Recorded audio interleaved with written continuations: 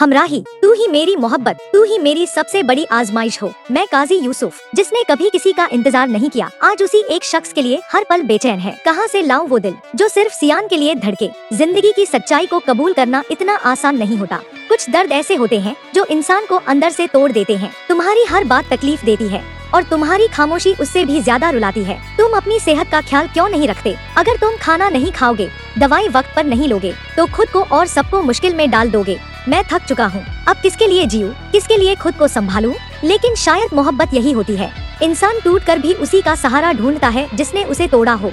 क्या ऐसा मुमकिन है कि एक जिंदा इंसान अपना दिल किसी दूसरे को दे दे? सियान बाबा के लिए डोनर मिल गया है, एक लड़की जो अभी जिंदा है। कभी कभी लगता है कितना अच्छा होता अगर इंसान अपना दिल कुछ वक्त के लिए किसी और को दे सकता, ताकि वो महसूस कर पाता कि मोहब्बत कितनी तकलीफ देती है। तेरे अल्फाज दिल में उतर जाते हैं और तेरी खामोशियाँ रूह तक को रुला देती है। हमराही, तू ही मेरी चाहत है और तू ही मेरा सबसे बड़ा फसान।